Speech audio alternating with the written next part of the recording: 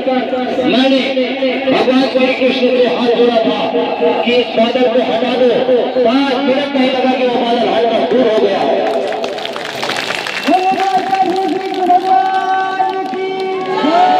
और इसी जगह पर मैंने कहा था 5 महिलाओं की एनर्जी देने पर कि 7 दिन तक बरसात बंद नहीं होगी, तो वो बरसात होती ही नहीं है। और मैंने जो वचन दिया था कि हमारा भक्त आजीवन किसी की मजदूरी नहीं करेगा, इसे बैठा कर मैं गिराने की ताकत रखता हूँ।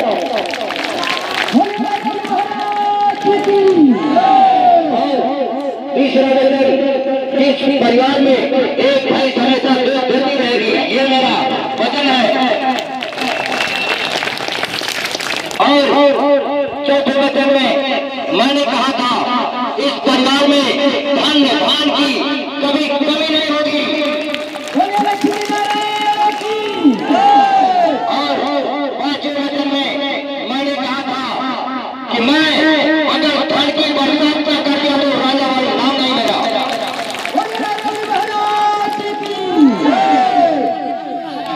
मेरे वचन क्या झूठे हैं? मेरा वचन झूठा है? मेरा वचन झूठा है?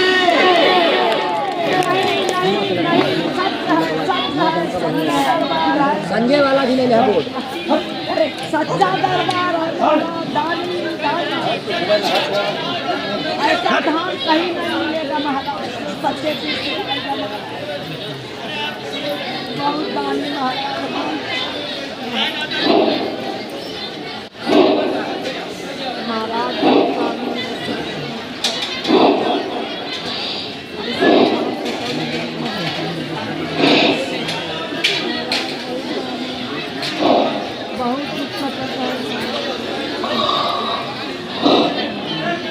बोले राजा महाराज की वो महिला को बुलाई जो बलिया जिले से आई है, यादव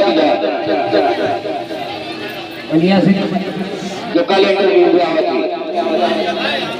कहाँ गया? खड़ा करो और आके बता, चिल्ला के बता, जो तुमने कहा था कि मैं राजा बन को छोटा बना दूंगी।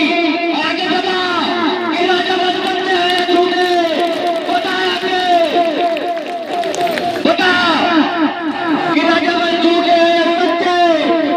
बता तेरे मरे हुए लड़के को वापस लाया हूँ। बता।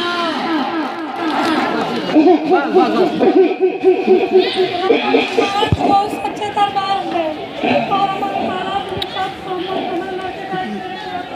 इतना बड़ा एक्सीडेंट हुआ कि यहाँ से गाड़ी घिसे और हमारे लड़के को सब दौड़ गए तो बोला कि लड़के मृत्यु हो गया है और लड़का पर नहीं है, वो खटिया पर सब खटिया गया।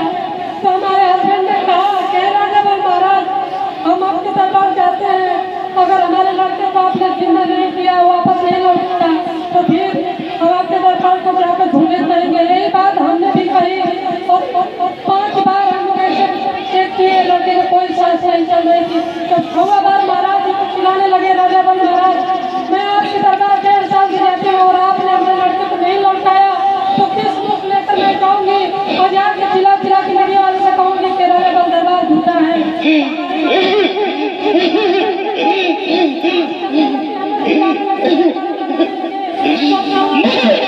मैं झूठा हूँ कि हमारे राजा बन महाराज हम उन्हीं के भरोसे हैं कि हमारे लड़के नहीं वापस लौटाएंगे।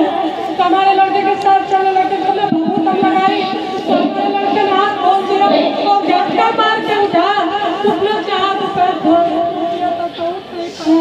और हमारे लड़के के शरीर में इतने भी चोट नहीं आई है।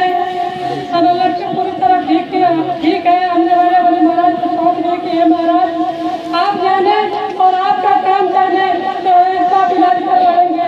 और वैसे गाड़ी को कर दिया कि गाड़ी भाग नहीं पाए हो, गाड़ी में धुआं उठा दिए, पूरा कोशिश किया कि हम भाग जाए लेकिन भाग नहीं पाए गाड़ी वाले ने। और हमारी लड़का बहुत ठीक बात नहीं हो पा रही, हम घर सर्दी लगाए 3 करोड़ 40 महाराज। अगर दिल से आपको मन रहे जी से बात कराइए। तो हमने महाराज जी से अपने दुख बताया और हमारे महाराज जी ने कहा तुरंत हमको किराया भेजे 1500 रुपये और कहा कि बेटा मैं तुमसे कागजात मिलने आ रहा हूँ। हमारे महाराज जी गए थे हमारे घर। मैं अगर किसी के गरीब पर दया करता हूँ तो क्या मैं गलत हूँ? मैं किसी को बेटी मारने तो गलत हूँ? राजा बोले महाराज हमने कह दिया है कि जब तक हमारी सांस रहेगी तब तक महाराज जी के पास में आते जाते रहूंगी और हमारे जीवन दान किया अरे एक पकड़ा जगह है हम एक करेंगे कि आप लोग होइए हम आइए आप लोग का सब मनोकामना पूरा हो गया। हमारे लड़के बहुत राजा बलि महाराज ने दान किए हैं वापस किए हैं। अब इससे बड़ा क्या हो सकता है आप लोगों के लिए सोचिए। राजा बलि महाराज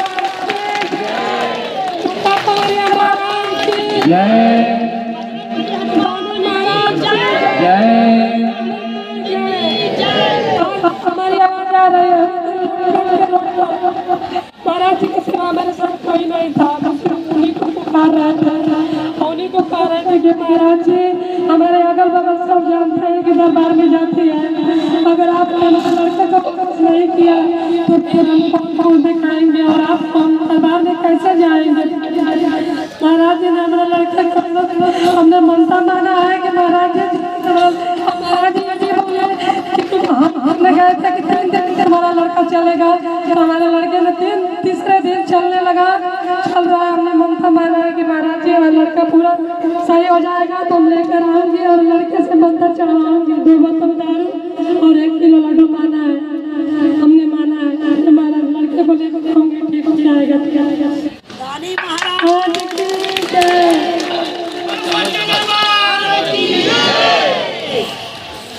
राजा बलि महाराज की कल्याण ये तुम्हारा अटूट विश्वास और तुम्हारे श्रद्धा प्रेम का फल है कि महाराज तुम्हारे यहाँ पहुँचा और तुम्हारे बेटे को वापस किया।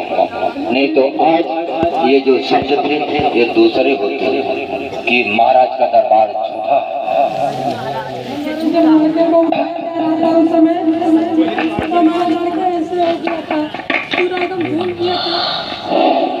तुम्हारे लड़के हम नहीं है। हम जब पुकारने लगे महाराज राजा बलि महाराज रात दिन में बुरा कैसे हो सकता है। हम तो आपके दरबार में जाते हैं आपके भरोसे और हम अपने पति और दोनों लड़के के आपको समझती है। आ जाइए हम मीडिया में बांट दे दीजिए।